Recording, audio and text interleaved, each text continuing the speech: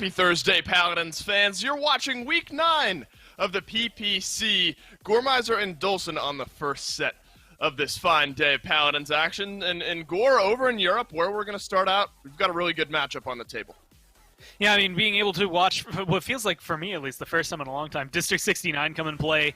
And, you know, I don't know if I've actually gotten to watch their games since they've had that kind of reformation, bringing in 2 new players that admittedly have filled the shoes necessarily. Oh, and that's where we'll start off today, Celestial versus D69. Parallax Fatal Ambition over in Brazil.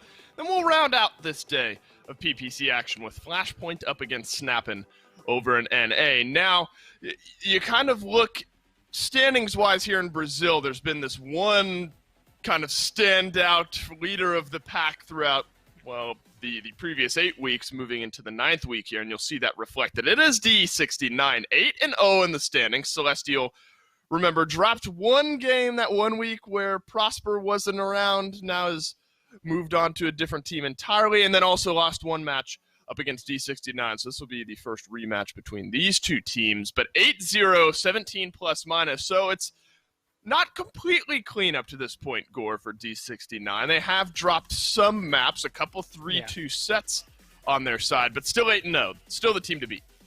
That's the thing that was always the question. You know, prior to any shifts they had in their roster, it was just 3-0s the entire time. And now they've lost about 7 total games, which, like you said, some were 3-2s. The 3-2s were very, very important, like in those couple of, I would argue, learning weeks. When you're bringing in 2 new guys, you got to have that time to learn how each other play, as well as the comms. There's so much behind the scenes that goes into it. And they've cleaned it up since then. It hasn't gotten to the point where it's consistently, yes, this is a 3-0 for D69, but Celestial are definitely going to have their work cut out for them to make sure this works. It's going to be a lot of fun to sink our teeth into, so let's do that right now. Let's see where we're headed. For map number 1, Ascension Peak, interestingly enough, Gormizer. For map number 1, Serpent Beach and Ice Mines taken away by Celestial, Bazaar and Frog Isle by D69. So Ascension Peak, a map that, if we do see it, it's normally a little bit later on, but we're going to get to see it first overall. And something tells me, anytime I see Ice Mines banned, Frozen Guard immediately jumps into my mind, because I'm just like, you need another map where I can control the flow of a set if things get out of hand. So maybe look for that one later, but not surprising to see some of those others come through. Maybe a little more surprising, realistically, to see Ascension Peak be your first map, just because of how, I don't know how to describe it other than how crazy it can shift all around. Yes. I mean, it's one of those maps that can be easily controlled, but can also get away from you pretty quickly if you don't get it. And it is a difficult push. So some teams have figured it out, some teams haven't. I'm assuming with D69 being that first pick, they kind of have an idea of what they want to do. And they have an idea that they want to take Victor off the table and Ruckus as well. So hit scan pressure taken away by D69 in the first round of bans, or the round of bans, I suppose. Inara and Io taken off the table. Now, Io has been a big conversation piece across all of the PPC and the control that she brings, and that opens the door to now maybe a different tier of healers, and Genos will be first overall.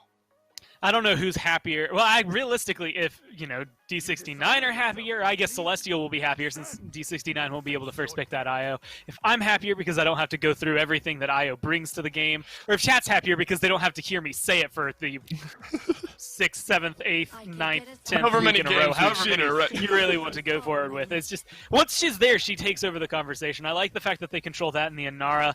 I also like the D69 kind of, it feels like they're targeting out Prosper just a little bit there to try and control Celestial's DPS. Zin and Ash picked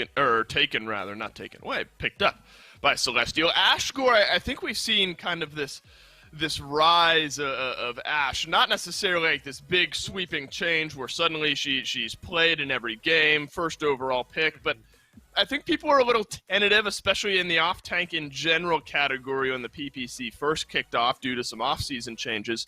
But Ash has absolutely been one, I think, that a lot of players have started to really grab back onto as somebody who can control space very well. Yeah, and she does the hybrid pretty much exactly the way you would want to, right? And, you know, like Khan on the other side there that's going to be going up against her, he has immunity frames, he has some healing in there that help him maybe stay afloat, but Ash's shielding and health bar, as well as the control, the knockbacks that she has in her kit, just makes it a little easier to, like, be the point tank side, as well as get aggressive, get into the back line, and maybe put some pressure onto someone like a Vivian, or try to track down a flank in the event that D69 lock one in. I like the Maeve being locked in here as well. I guess you could toss Androxus into that category. Absolutely another champion that has started to see rise in play. Hasn't quite seen the win rate super reflected over here in Europe, just hovering around that 47% mark, where other regions maybe a touch higher. Furia, 51% win rate, so right around that middle of the road spot. But D69, Gore, they're going for a bit of that double healer meta. Genos absolutely could do some damage, Furia as well, and they could both make all the other players on your team do extra. So I think Moldamba versus Furia, Moldamba can keep up in healing, but you know, then the question of damage amp comes through. Add a Luminary onto the side of D69, so you've got kind of a permanent heal stack on your DPS, permanent damage boost on your DPS, and then an Inflame to go on top of that. Like D69, this draft, it's one that's built to overwhelm you, and with Andro being able to dive deep, cause some trouble for that Strix, it's going to be difficult. A lot of pressure on the Zen and Maeve to fight back and hit maybe twice as hard in order to make up for that difference. Yeah, and even if you're not getting outdrafted by offensive onslaughts from D69, they're a hard team to beat kind of in any scenario, unbeaten up to this point here in the PPC. I think maybe some of this for D69 hinges on this Vivian and being able to get comfortable away from that Strix, away from that Maeve in the Zin, but it's a 1 versus 2 matchup over here in Europe between District69 and Celestial Esports. Ascension Peak will be the battleground for game number 1, and I cannot wait to get this one kicked off. Now, Gormizer, I almost wonder, and I sort of brought up Vivian, I wonder how much stress she'll be under. You got a Strix, a Zin, a Maeve, all hopefully pouring damage into this backline of D69.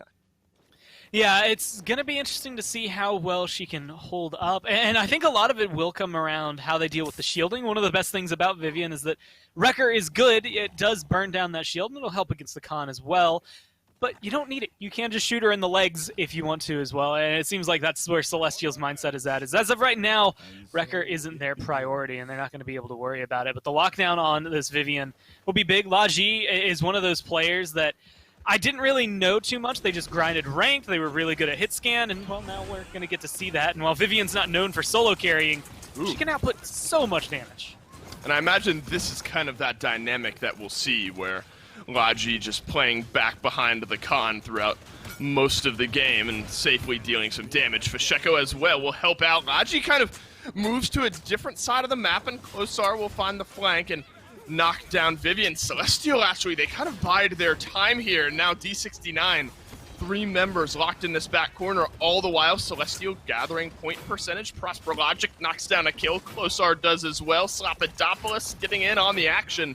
Gore, this is going to be a sweep, and point number 1 over to Celestial. You know, the only thing about Celestial's comp, especially with the way they're playing it, that I think I would ever want to change is maybe swapping out that Moldamba for a Genos. Like, that would just make it, like, the top of the top in terms of damage output and dive potential.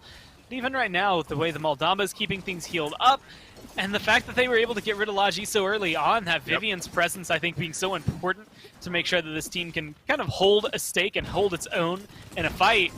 Andro can dive deep, and yeah, you can get some decent damage out of a Khan, technically and theoretically some good damage out of a Genos, and even a little bit out of a Furia, but if that Vivian's gone, a lot of your health shredding is gone with her. You're not going to have that maybe same fight potential you had before. It does feel like that's sort of where things immediately went by the wayside for D69 once Laji went down earlier on there. D69 have kind of dug in their heels here on the defensive end. They're going to use the Inflame and try to bide some time. Spite connects over onto 1. Klosar won't finish off that kill just yet, but Slapidopoulos close by. Accentra finally goes down. So Celestial were delayed there just for a moment, but the fight is clean enough that the payload's going to get going.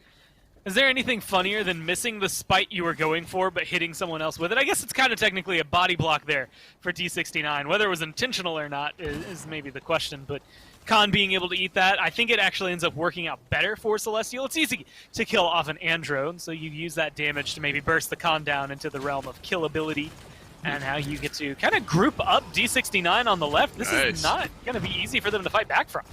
That's a good Dread Serpent, realizing D69 are a bit grouped up. Toot Toot just ushering this cart in now. Reversal is up. Gera, Klosar, Slapidopoulos both go down. Crunty is there for the fight back. Actually, Gore looked like such a great setup there for Celestial. But D69, they're able to kind of lick their wounds, stay alive, and push back Celestial. It's weird to give credit to anything, because I'm sure the healers play a big role in this, but Andrew's dashes, Fasheko being able to stay alive in that instance, helped him out a lot. Just got his reversal back up, be able to stay in that fight. And again, you only have 2 DPS to work with, and if they're not getting, the damage amp, the boost that you need, your team's not getting anything accomplished here as D69. So as long as they stay alive in these fights, if they can play it safe like that, even if it gets a little close sometimes, they can maintain control. Well, D69 were able to slow things down, but you still got a battle to win. Gera taken low, will hover back into the base. Inflame, popped, Laji finds the kill down onto Toot Toot. Suddenly the gate's being stormed, but Slapidopoulos ever mobile. But a nice shot from Fasheko will turn around the damaged Celestial. Starting to bleed, some casualties here. Prosper Logic gunned down by Accentra. Up and over goes Klosar, and overtime expires with D69 holding firm.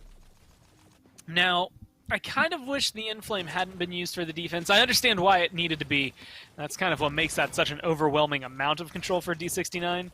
But man, District69 with all of their ultimates available is almost an impossible to lose fight.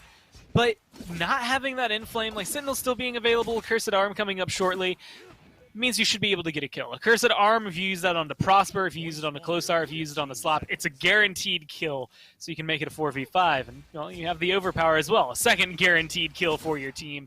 So, used appropriately, I mean, that's essentially 2 executes as long as executed properly for D69 to make this a 3v5.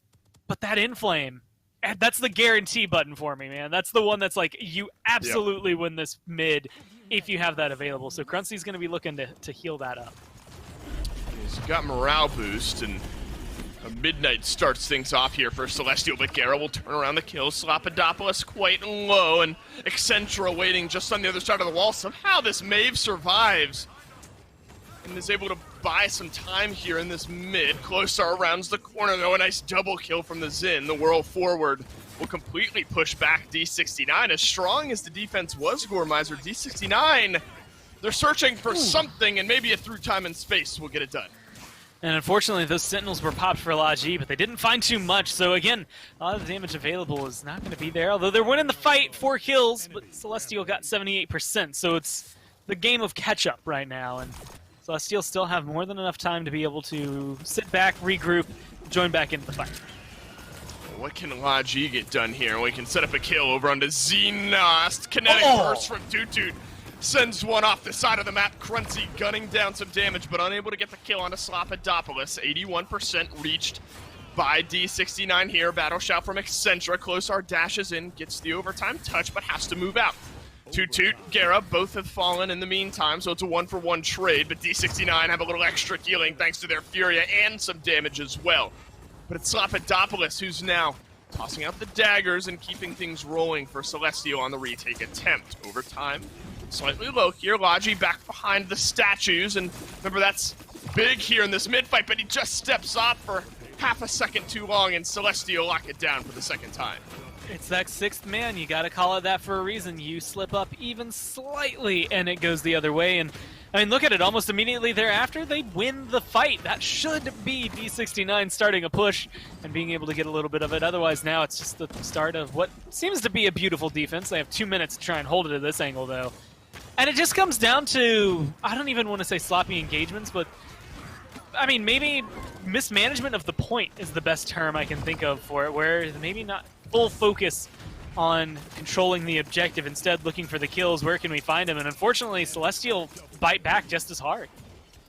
I think now on this right-hand side, D69 learning that Toot Toot, especially near open spaces off the edge of the map, is not one to be played with.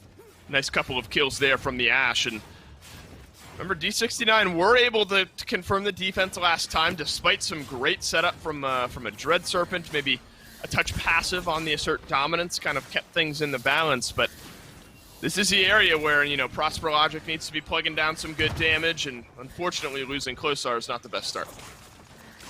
No, not at all. And maybe you still have some engage potential. I mean, Midnight is available, and you just use your flashbang, so you have something to get back into this payload. Honestly, at 50%, Prosper's in the I don't corner. think you can even count him out here. Prosper's just been sitting down in the corner beneath the high ground there. Finally will make his way out, but nobody from D69 were turning around once they went down to the low ground, and that might open up the door here for Celestial. It's gonna be the full 5 sweep once Toot Toot snags the double kill. One is back off of respawn, that's Fasheko.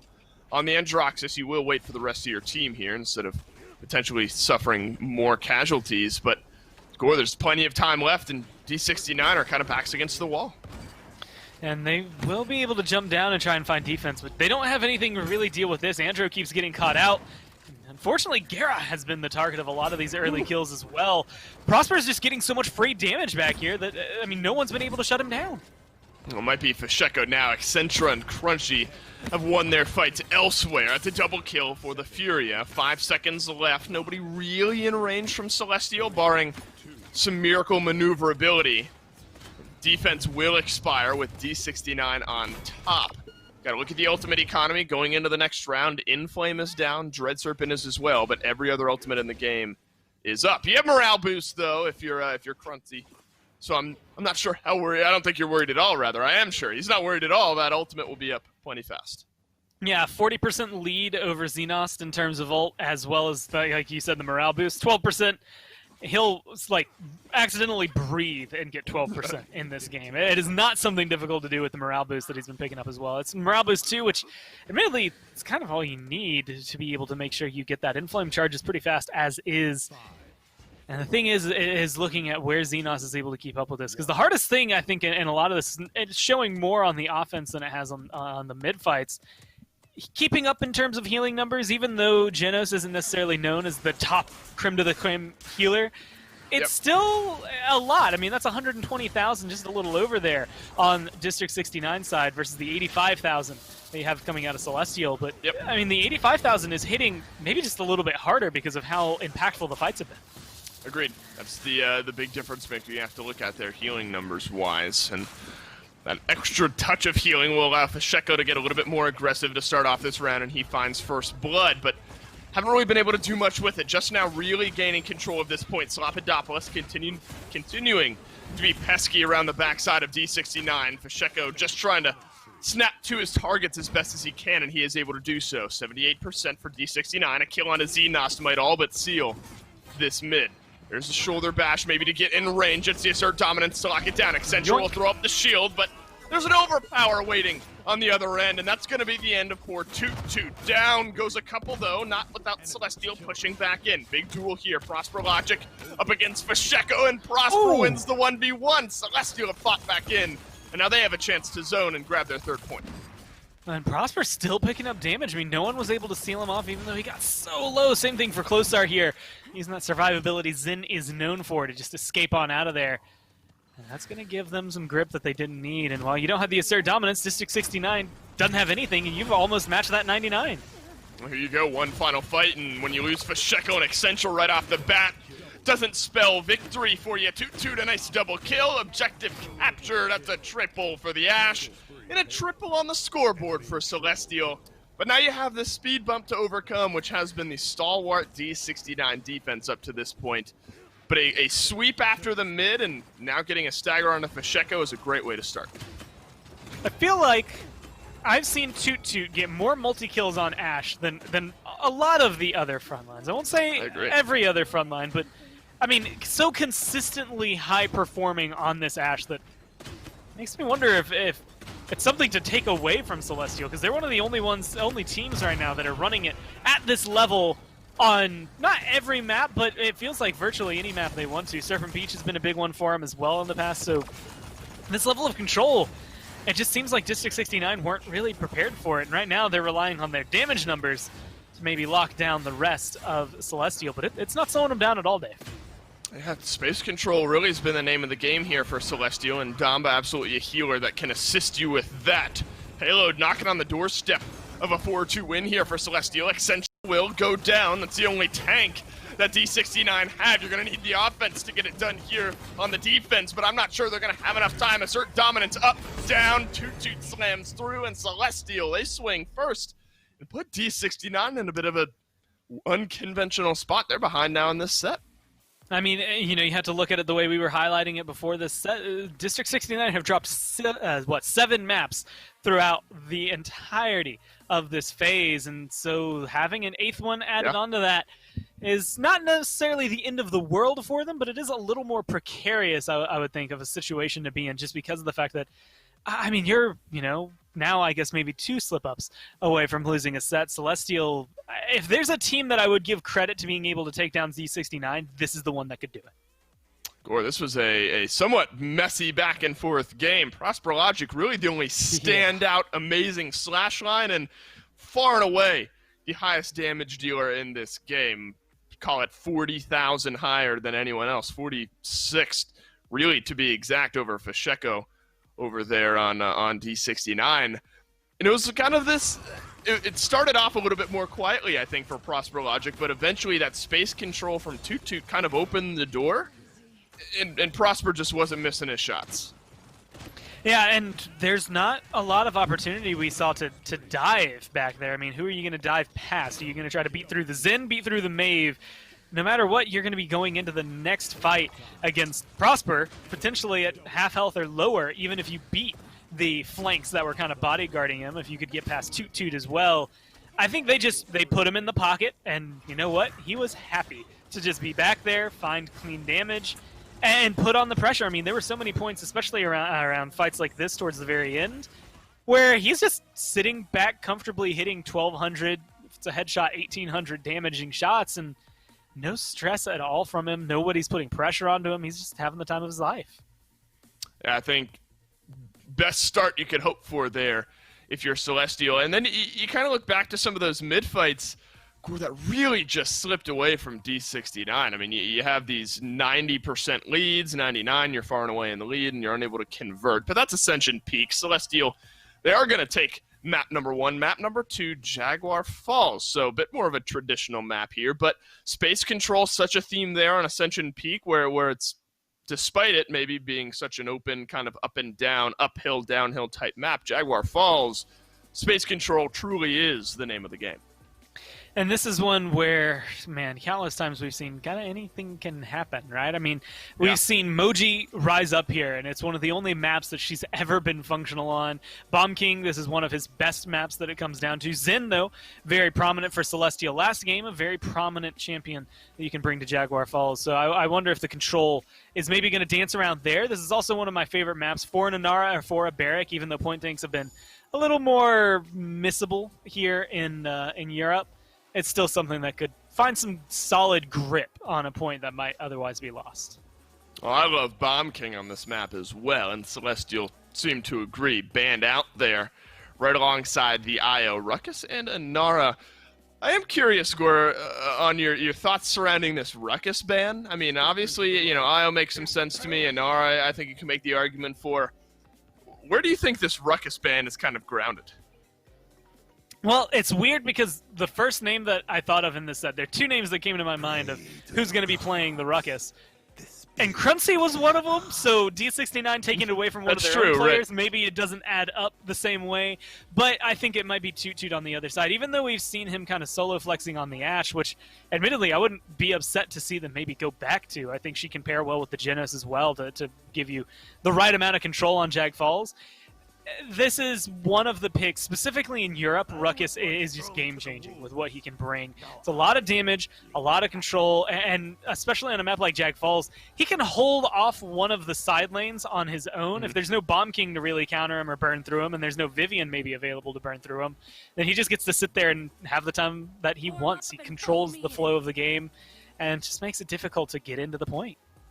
Well, Ruckus is going to have to be thinking about how he'd like to participate in this game from the sidelines. In the meantime, though, Celestial are going to be able to lock in the Genos, Zen, and Ashe. So between those two, I mean, you threw Xin out there almost immediately. We saw what Toot Toot was able to do in Game 1 on the Ashe, and then especially on a map that now is even closer quarters, even higher potential for big assert dominance. I think a great couple of pickups there for Celestial. On the flip side, though, Gore, a Damba pickup here from D69, Vivian and Furia, as well as the Khan to round out the top 4. I think Vivian's going to be able to give you some control to burn through shields, but there's not anything I see on Celestial right now that screams, hey, this is the counter pick. In fact, I would argue that D69 might find themselves in a worse spot now that this Pip has been locked in, because it's just going to be able to control so much more. As of right now, the only solid blaster in the game. Interesting. Pip has been picked up twice. 1% ban rate, so somebody has banned Pip somewhere along the road, but a 0% win rate so far. So, I mean, in the 1 or 2 games where we've seen Pip, hasn't been able to find the win just yet. Now, Eevee, another champion that has kind of been in and out of the pick ban phase, about 50% pick ban if you combine the two together. But I love the pickup here, especially for Fisheko. So you get, Fisheko's Eevee from D69 going up against what I would argue Fisheko kind of put his stamp on. Maybe you could throw it to Alex as well. I mean, whichever one you want to look forward to. But the Pip on Jaguar Falls, both of them being very potent here. And this is something that, you go last year, NIP ran Pip here often, and they won with Pip here often. This is a map that he can control. Evil Mojo is just such a good teamfight ultimate. There's not a lot of ability to escape that ult built into the side of D69 here, so they're going to have to figure out what to do. They can't be clustered together, which is kind of what Maldamba wants you to do to an extent. But an opportunity in Chaos Vivian, a Vortex Grip Khan, if they stand too close to each other, that's 2 chickens. Plenty of space control for D69. Game number 1, Celestial show us that D69 can bleed. Can you go back-to-back? Can you put the number 1 seed here in Europe on set point? That's a whole nother battle. I do think a lot of this hinges on Klosar, what he's able to do on this Pip. Can you find the big shots? Remember early game, before these big resiliences come online, that's when your Evil Mojos really need to connect, really need to capitalize, and right now the 4 stack of D69 around the side is going to push back Klosar, but there's enough damage there to set it up. That's a battle shout through from Accenture, but 2 members down make it 3 from D69, and Celestial are off to the races. Man, I don't know what's going to, there's so much to talk about here, and my brain is just trying to process which one to go through first.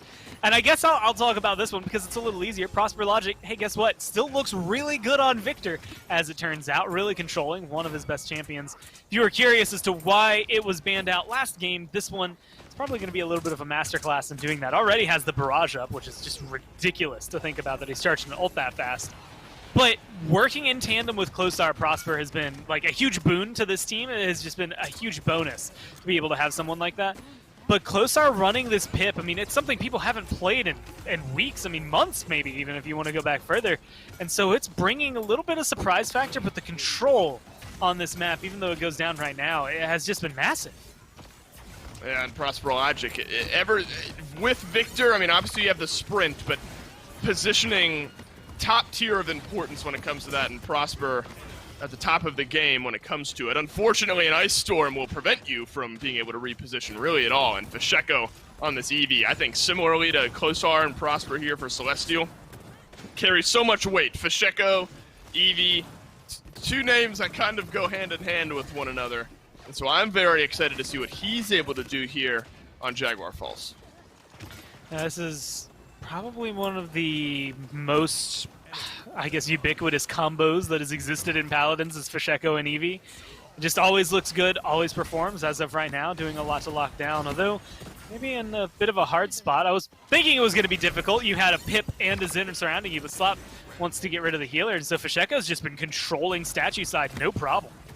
That's kind of been multi-kills traded out here. Fisheko, though, is on a bit of an onslaught at the moment. An 8 streak burning away for the Eevee. Fisheko, Accenture, and Cruncy will finally put a few members of Celestial down to double kill for Accenture around the back end. So, I mean, remember the overarching storyline from Game 1, Gore, was that Celestial just controlled all of the mids and D69 were able to defend, and at least 3.5, 4 minutes into Game number 2, might seem to be the same case. Yeah, it's following the same pattern so far, although I think Fasheko has much more of a solid grip on this defense than what we got to see on Ascension Peak. So, good control from D69. And Dave, this is a short map. 10 seconds to get 50% of the way is not easily done. Celestia are going to have a lot to work on in overtime, and even then, fight's not going cleanly in their favor. They've kind of flipped around the map, though, and Toot just out of range. I'm thinking maybe there's a world where Prosper Logic up there from the high ground can kind of zone out a few members of D69, but unable to do so. A lot of that defense started and ended with Fasheko. Fasheko, remember, died nearly right off the bat, but then 6-0-5 since that early death, an 11 streak. And the EV is really starting to heat up here. Top damage in the game. So, and now with the Ice Storm, I think Fasheko has a lot of weight to carry, not only in the game, but this specific mid. My favorite thing, Fasheko has been running like this EV loadout for so long that it's almost become the essential. But I just love, because 1 point in Cantrip, 1 point in Biting Cold. The one thing Fasheko never seems to do is run out of shots to hit you with. And it's because he runs those cards. When he hits Soar, if he's looking for a disengage, that's an extra shot to refill out of that 6. And of course, every time he hits Ice Block, he gets 2 back. It's just allowing him to perpetually damage you out, and it causes a lot of trouble. People don't know how to handle it. Oh, great Evil Mojo sets up a couple kills here for Celestial. It's only one member of D69 trying to get out, and it's Crunchy back on the Furia this game. So D69, they kind of just waves crashing against the Levy right now. And Assert Dominance, big difference maker potentially for Toot here and locking things down. Sentinels spring through. Overpower does connect onto Closar, so that's a dead Pip. But it's 72% Gore for Celestial on the retake. And no one even close until just there at the end. Fasheko being able to get a little bit of a touch to cause some trouble, but 84 is still rising up. You're going to have a couple members of D69 coming in, but it's a 4v5 right now, and even if you get Prosper low, he's not eliminated just yet, so there's still pressure. Down but not out, and don't forget, Pip can do plenty of healing as well. Fasheko into the Ice Block, off to the side, but unable to get in range with the blink on through, and that's going to be the second point of the game for Celestial. Suddenly the script has flipped, and it's Prosper Logic who's rampaging through the lineup here of D69. You need to change something, though, if you're Celestial, to try to get this cart moving, because you didn't make up much ground last time. You know what, let's be honest. Pip was the original off-healer. I mean, him and Grok essentially were the ones that kind of pioneered it, and now that we see it meta, you see things like the Damba Furia, or we got Furia Genos last game. We've seen some, I don't think we've seen combos with Saris just yet, but like that idea of being able to bring in 2 healers and keep yourself going has originated with them because of the damage, the control that he brings in terms of the healing. As you saw, it can essentially top off Prosper Logic in the right instance. Does go through walls, which is always a nice little benefactor, but then you factor in the Evil Mojo at 93%. That's going to be huge in terms of trying to close a gap and pick up kills. I mean, Celestial, Pip is just one of my favorite champions to watch.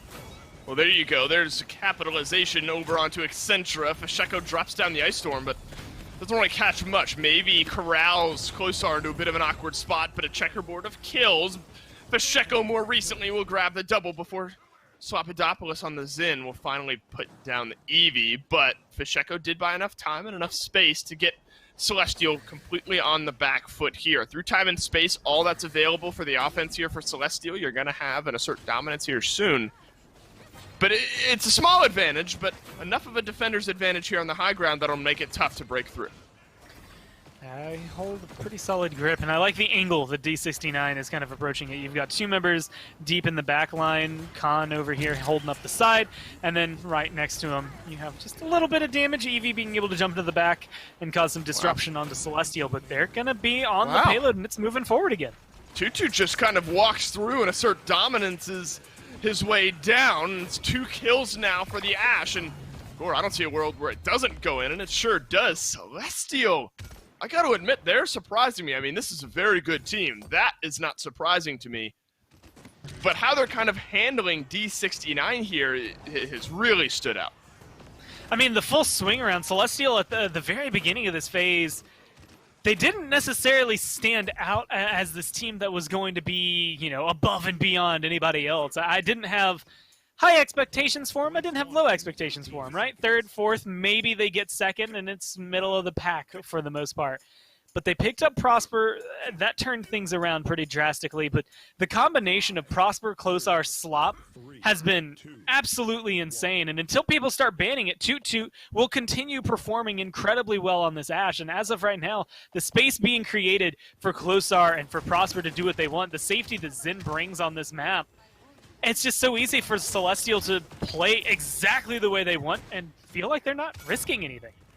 That's a final burst to the head of Fasheko to finish off the Eevee. So first blood over onto the flank of D69. A brilliant start. Klosar moves through and will put down Crunchy as well. And now it's Logi on the Vivian off to the side, who's going to try to pour in some damage with the Inflame. Overpower is good. That's on to one, and it's Klosar who takes a tumble off the map through time and space, goes through. A nice counter from Slop. Avoids the commander's grab. The fight elsewhere as Fasheko drops down the Ice Storm. He gets cleaned up as well. Gorbizer, they might just do it here. D69, they're on the verge of going down 0-2 if they can't fight back in. And it's weird to say this, but D69 may be able to utilize the comeback mechanic if they can win a fight here, but I mean, it's just been so slippery trying to win a mid-fight for them this entire set that I don't know if they're going to be able to land on it. And like you said, with Barrage available, Evil Mojo's almost up. That's a lot to fight against. That's a great stun down onto Prosper, but Klosar will throw out the Evil Mojo. Overtime expiring down. Remember, you have an Eevee for D69 that can close that gap. It's a double kill for Toot Toot around maybe the final bend here. Overtime melting away. Fasheko, I don't think he has the cooldowns. He sure doesn't. And Celestial, they shocked me and maybe some of you viewers out there, and they go up 2-0 over D69. Gore, we're through 2 games. We're already on set point, but it's not D69. It's Celestial one away. And that's the part that's kind of confusing me. I expected a team to get a 2-0 lead just because of the history of D69, but they're not playing as cleanly. And unfortunately, I'm going to throw one person under the bus. Maybe it's better to look somewhere else, but Logi's 5-13. The Vivian did not accomplish much that game. Klosar, Slop, Prosper specifically had a very good slash line. And, I mean, it is just coming together so well for Celestial that, I mean, things are, I don't know how to describe it other than they just click, right? I mean, it just feels good watching them play together. And the way that they're able to kind of bring this style, you can tell they're comfortable with each other. They know exactly what picks they want. And you can ban out a little bit. You can make Prosper uncomfortable, but that means that Slop and Klosar are going to be happy. In fact, Slop, Klosar, and I would say Prosper have just enough overlapping champions that they can flex around, but also enough that, I mean, they can flex into some of the dredges like, well, I guess Dredge, or also a Pip, which I think was kind of the key piece to this map. That's such a good trio, kind of the more you look at it. I mean, Prosper and Slop just to begin with, of course, then you throw Klosar kind of in that flexibility mix. It's just a team that makes so much sense as to why they're finding themselves some wins. It's just the fact that it's over D69 right now. That's ever so surprising, and kind of the manner of it. I mean, D69 has only had defensive points throughout 2 games here in this set. They have not been able to secure the point yet. They've been on the back foot seemingly the entire time. Will that change in Game 3? Will Game 3 be the end of this set, serving D69 not only an 0-3, but their first loss of the split? Well, you're just going to have to wait and find out. Game number 3 right on the other side of this break. Told you it'd be quick. Welcome back, everybody, for what could be the thrilling conclusion between the number 1 versus number 2 seed over here in Europe, D69, up against Celestial, and it is Celestial who could be doing the finishing of this set, up 2-0 already as we head into map 3. Now, Gormizer, I think, you know, at a high level, we have to look at picks and bans, especially for a map like Splitstone Quarry. Do you think it's been a pick-ban issue so far for D69, or are they just kind of getting outplayed? I mean, I feel like that Pip maybe threw him for a loop, but I don't know if I could say they've lost in their picks and bans just yet. The Vivian definitely hasn't been working out, so maybe shy away from that, although Splitstone is a pretty decent map for her, so maybe it's a toss-up for me. I don't think I could say they've outright lost in the draft. I think Celestial have just been playing their compositions better when it does get into the map. It might just be, you know, one pick here, one pick there that tends to make the difference, but it hasn't been an outright, my God, they're going to lose this game, straight from picks and bans. Well, I do agree on that Vivian point, though. I kind of wonder where she lies here for D69. We've obviously seen large amounts of success from the Vivian, so I don't think it's not something they need to shy away from, but maybe building a more specific composition around her. Now, bans-wise for D69, before we get to see their picks, relatively the same, relatively unchanged. It's going to be the Victor this time, though. After what Prosper Logic did in Game 2, I think that's smart. Remember what he did, though, in Game 1 on the Strix. Maybe that's something you have to look at here. And Nara and Io taken away. It's going to be the Genos first locked in. My thought process jumps to sniper fights. I feel like Prosper is going to want a Strix here. And I feel like Logi could easily match that and maybe beat it down with something like a Kinessa. And it'll be, I don't know, it'll be fun to see what D69 try to do if they can shy away from that Vivian. Otherwise, I mean, that might be enough. Maybe they go a shield-based champion here, and that's the way to shut down Celestial. But as of right now, Bomb King and Ashe, you've got Bleacher's control. You have no issue on the point. So, yeah, you can start looking at that range. I am not stepping a toe in Bleachers without a numbers advantage if I'm D69 up to this point, at least through 2 picks here. Genos and Barik, a very potent combination. We've seen Barik top damage in games when he has a Genos providing a little bit of that extra luminary damage. Grover as well, so maybe, Gormizer, this tells us that D69 aren't in a mindset of just giving up that Bleacher side control, because Grover absolutely a healer that can kind of push your team forward over on that side of the map. Yeah, I mean, he is probably one of my favorites. And actually, that's what I was just about to say for Celestial. Barik gets locked in, and, well, I do only think of one champion when I see Barik, and that is Vivian for the other side. If you lock her in there alongside D69, then we're back in that conversation of how Logi hasn't had necessarily the cleanest games on it. But you get it over there for Celestial, probably just give it over to Prosper, let him do his thing, and that means that Barik is going to have a tough time standing on the point and contesting against this Ashe. Mm-hmm. Even though Grover might open up that area underneath Bleachers to let them heal up, I think Bomb King can out-damage the heals. And so you need a little bit more in there from D69, and man, Willow wasn't what I thought of, but might honestly be interesting. This is going to be an interesting game to follow. A Kinessa and a Willow, so obvious high ground control there for D69, and then Willow looking to make a difference. The dead zone obviously very good, decent at countering out some of the Damba healing. It is going to be triple DPS. I was wondering if that was around the corner here for Celestial. I imagine that'll be Prosper Logic piloting the Strix here, so triple DPS going into Splitstone. Who do you like, Gore? Man, I like Celestials. I think they have answers for everything D69 throw out. I think the Willow is definitely the wild card in this one because Willow is phenomenal on this map.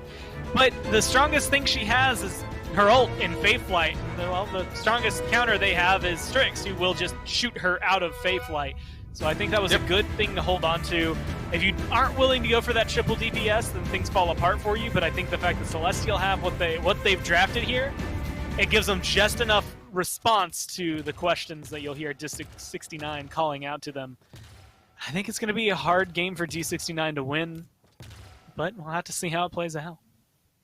Can Celestial complete the 3-0 sweep over D69? Not a statement I thought I would be saying today, but certainly on the table here. I am wondering, I agree, how this Strix kind of into the Willow looks. Well, we know how it looks, but at the top of its game, how does that look for the Willow? How do you change your game plan around if you're Fasheko? Well, it's going to be Bomb King this time getting the job done. Kinessa already catching a Prosper Logic shot to the dome, and Celestial Esports right back to where they left off. Might overextend there with Slapidopoulos dying to the hands of Fruncy. You've already got 45% on the point. Yeah, I mean, you get a solid kill like that at the very beginning, and Closar on Bomb King gets to get that aggressive, even though it's not in their base just yet. On Splitstone Quarry, getting anywhere near their base is a huge step around the mid-fight, so that's solid control to start early on. Just about this first pick, and well, hey, that's what Strix brings that Kinessa doesn't. That first shot is almost always guaranteed. Celestial are going to group themselves back behind the bleachers here, where D69 has already taken control. The 4 remaining members of D69 over by the fidget spinner, but Slapidopoulos finds a good angle, rounds the corner, gets the kill on Agera. Prosper Logic has dropped down, knows that Fasheko, lurking somewhere up above here, will turn the corner. Fasheko has been completely at half HP, I think, for every single fight that this Willow has taken. And I'm all eyes on this 1v1. In the meantime, Celestial move forward. They take the numbers advantage and they grab point number 1. Again, it just comes down to draft. This one, you know, even though the conversation coming into this map was not that D69 were losing in draft, this one kind of feels like they're losing in draft. I think you have a good combo between the Genos and the Barrack, even the Grover, the Genos and the Barrack, but the Kinessa loses the fight to the Strix, and the Willow loses the fight kind of to the Strix. Vivian beats out the Barrack. Like, they just have enough strengths to beat down what District69 locked in that it feels like a lot of the control is going to come from, well, that. Just headshots, clean play coming out of Celestial like we've seen all set. This kid rarely misses, and if he does, it's usually to the body instead of an outright miss. Maybe it's just going to take Fasheko corner peeking a couple of times to get rid of the Strix. Fayflight now used by D69 on the defensive end. Toot again piloting this Ashe, so maybe gambling there is D69. Final shot finally connecting over onto Closar. You have to burn some ultimates, but you are able to kind of dig your heels in if you're D69. Nice long-range shot there over onto Prosper. So Prosper's been gray screened here more in the last couple seconds maybe than he has been the entire match so far. Great start, though, on the defensive side from D69, and now they're able to take this high ground. And honestly, timing is appropriate. And that sounds weird to say until you think of the fact that Fayflight with a Strix online is not going to get you anything. Fayflight with Strix out of the picture for a little bit means that you can start picking up kills, and the pressure that Fasheko got there bought them a lot of time, although it hasn't done enough to seal the deal just yet. Guerra's going to catch the flashbang here. Yeah, kind of the opposite. D69 move forward, and they've lost almost every member of their team. One not staggered out, and that's fresh off the respawn in Accentra. Payload's going to get very close here, Goremizer. 2 seconds, 1 second on a few of those cooldowns. Can you get Accentra out of the dome shield? The Poppy Bomb says yes. He's able to rocket boots right back in. Logi back from base, finds a shot over onto Closar. The low ground kind of forfeit here, but D69 happy to take the high ground. And finally, this Kinessa for Logi hitting its mark, and it's looking like a successful defense here, and maybe the first point of the game for D69. Yeah, but it's the same conversation we've had every other map now. Cool, you got the defense, and it got pretty close there towards the end, but a solid couple of kills to finalize the round means that you showcase, yes, as D69, you can not only win a fight, but you can control the pace of the game. But can you do it around a mid? I mean, you've got Fasheko. I don't know what his slash line was going into the defense, but now he's 9-3-2. Fayflight's only really worthwhile if Prosper Logic isn't in the picture, so who do you send back there? Well, Fasheko's the best one to try and contend with him. It's one of those weird matchups where if you can use like your Sprightly card there, the 25% damage reduction after you flutter in, and you just get a couple more shots off on Prosper than he's able to get off on you, you win that trade, and you just take control of the mid. But otherwise, I mean, Slop is going to be able to play Protector, Closar to an extent, and, I mean, Xenos is Maldamba, so he can get healing everywhere. Lots of nimble from Celestial as well. The yellow card's at a premium for the red side of this matchup. Prosper Logic, kind of that 1-2 punch we've seen, was the story to follow, and he's right back up to the high ground. Guerra will spread out some healing here, but there's a Strix awaiting right around the other side. Closar will take a tumble, and that's at the assist of a nice Luminary boost. So storming the bleacher side is D69. Guerra out of range. One final shot would have gotten it done. It's actually D69 that are starting to swing, find some kills here, and assert dominance will delay things for Toot. Flashbang down, Prosper Logic might just turn this mid fight around, and he's got a triple kill through the mid. The Strix down to the low ground. He's searching for more. Teleporter up to the high ground. Can he get the quad? He does. Prosper Logic's on a tear. Right when Celestial needed him, he comes up big. Dave, I was so ready to go into how District69, the way they play that initial engagement is around making sure Prosper can't hit those shots. But then they kill off everyone that kind of stands in their way except for Prosper, the only one they couldn't get to. And you know what? I think in a typical 1v3, then that's not a conversation that we even have to worry about. Strix doesn't get anything done, and we're looking at D69 at 99% already. But the fact that this guy gets 4 kills in a row, a triple kill, a delayed quadra, almost gets a delayed penta, if it hadn't been for the fact that Closar got that final hit onto the Barrack. You literally cannot ask for that from anybody other than for Prosper on this Strix, and I don't know if there are many Strixes that would deliver it the same way either. This kid's pretty good, huh? Seems like Paladins is in his wheelhouse. Put him on a team. And yeah, somebody should pick this guy up. Celestial are glad that they did, and one of the big reasons they're on maybe the verge here of 3-0ing D69. Big difference maker. 9 streak for Prosper. Closar on a 5. I mean, everyone, really, except for Vivian, is burning away here for Selestial. Slapidopoulos goes down, but Closar is going to do a great job of controlling space here. The patience for Guerra to backstep right into that bomb. Amazing there from Closar. Now the Bomb King is starting to heat up a little bit as well. 1.5 minutes, Gore, and there is nearly no ground to cover. D69 needs some offense, and they need it now. Well, they're going to be able to get a couple kills.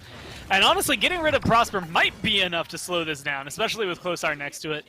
But this is going to be able to let me jump into the second half of this conversation. The DPS duo, or I guess trio, as the way they've been playing lately for Celestial, is difficult enough to overcome. But then you get, well, Xenos doing everything that he can on the support, but more importantly, Toot Toot, who's kind of the, I don't even want to call him a silent frontline, because he's pretty aggressive and loud on Ashe, and, well, realistically, anything you give him, to the point where I could credit so many wins for Celestial off the back of the front line. I could credit a lot of wins for them on their DPS.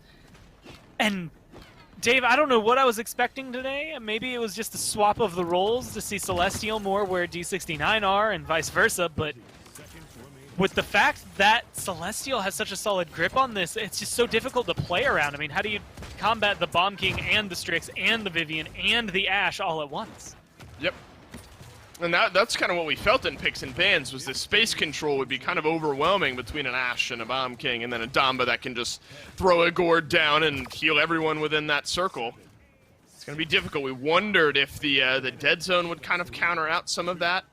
Have seen that interaction a couple of times, but it's really here. And I mean, as much as we've gassed Celestial, I think we do have to gas D69 on the defense, whereas dire as things seem almost right off the bat. Couple of times in game 1, not so much there in game number 2, but again here in game 3, they've been able to at least stall out some of these games from really getting out of hand on the defensive side. You know, I was wondering what was keeping Prosper on his toes. One of the things that, again, this matchup in Snipers has is, hey, you're Strix, you stealth, you get the first shot, because Logi just won't know where to shoot. But Right. He's getting that a little bit more often because of that Tactical Retreat 5. And now, that's something that's great for getting away. I mean, it's literally called Tactical Retreat. It gets you out of there. But 50% movement speed for 2 seconds after entering stealth, if you're just going for a trade, they don't know where to hit you anymore. You're moving a lot faster than they expect. And so you get movements like this where you can reposition almost entirely and take control of the fight. This is where we figured a lot of the fighting would occur, down on the bleacher side of things. Closar will king bomb his way through and snag a kill, but Fasheko in the Faithlight, he's trying to make a difference here for D69. Can Slapidopoulos fire him down? He can't. Fasheko, he's got 3 kills on the mid-fight. That's a deep assert dominance from Toot Toot. So it's, you know, D69, they win the fight, but are just now getting themselves back onto the point. Will surpass Celestial here in just a moment. They only gotten themselves to 24%. But they've already displaced a lot of where Celestial like to hold onto and where they control a lot of this game. And, well, there's a Dread Serpent available for Celestial, but that's about all they have. So I think pressure still mounting up for D69, 60% to 15, so a little bit of a lead. And with that Whirlwind available, it might make a big difference in terms of keeping control of bleachers. Grunty can't keep himself alive. That's a good Dread Serpent as well to lock down some space control there. 3 down now for D69. The rest of the dominoes will tumble as well. Guerra, the lone surviving members, he's able to dash away, as Genesis are known to do. This could be the back-breaking kind of zone here for Celestial, and a flashbang, maybe to close that gap. Grumpy Bomb up onto the high ground, just now surpassing D69. Our Celestial, Poppy Bomb up to the high ground, but look at what Closar is about to be able to do. Just preventing anyone from D69 from walking through that doorway, and nobody can get in range. Celestial move themselves on not only game point, Gore, but set point.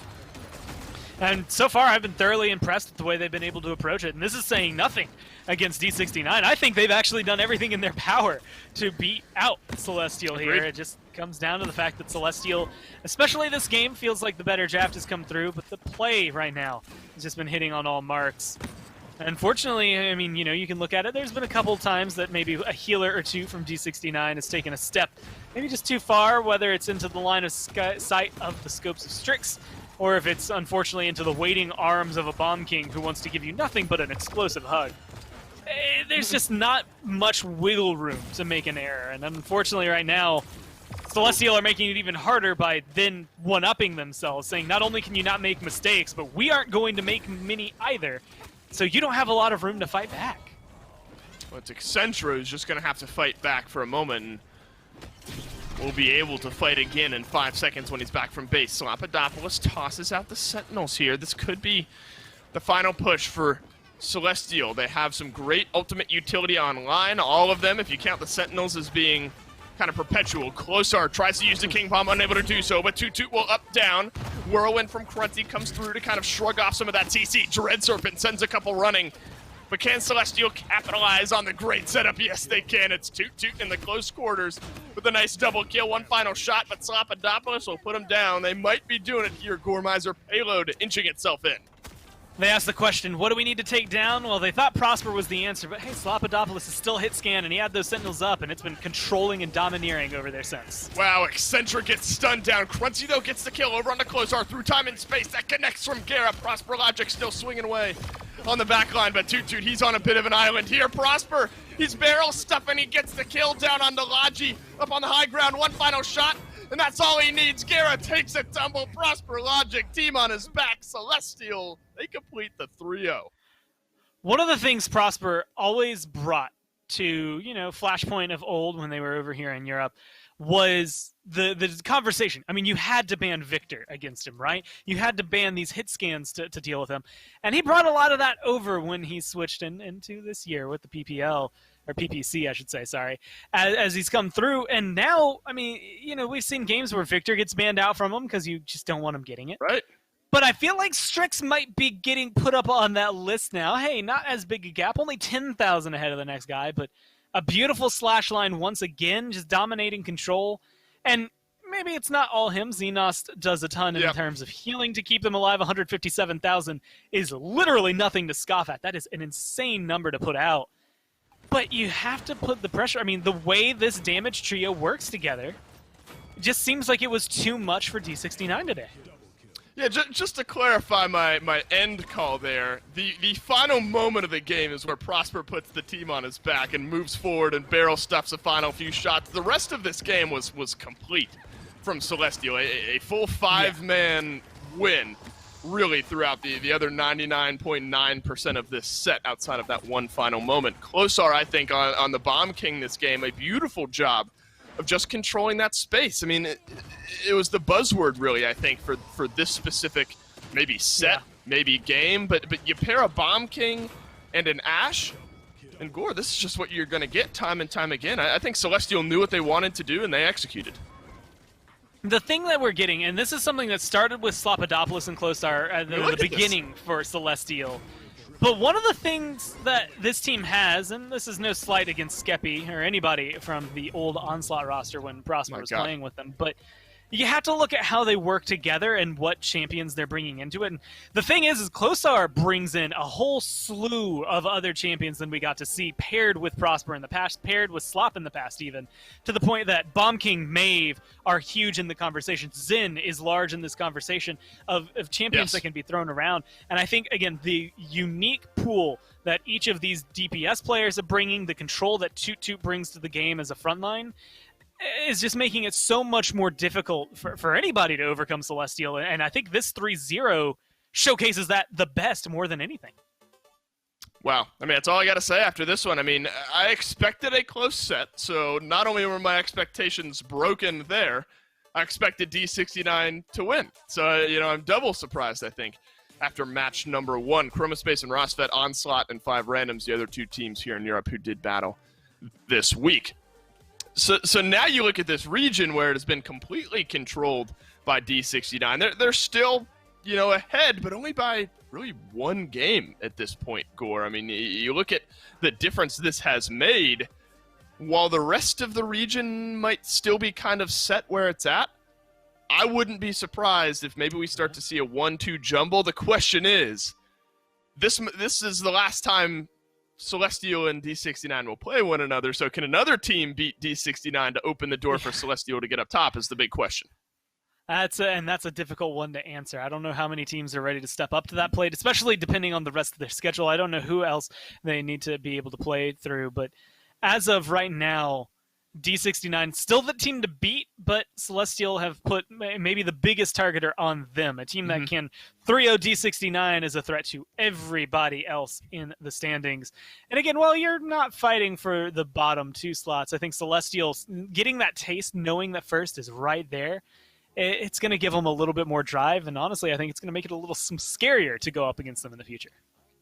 I want to see if teams start banning Strix and Victor up against Selestial. I want to see if Prosper is going to pull 2 bans in matches moving forward. That was the European game we had for you, though, here today on the official broadcast. Make sure to stay tuned Friday and Saturday for those other couple of sets over here in EU. We're going to take a quick break, everybody, but when we come back, we're jumping over to Brazil. We've got Parallax versus Fatal Ambition, so stick around.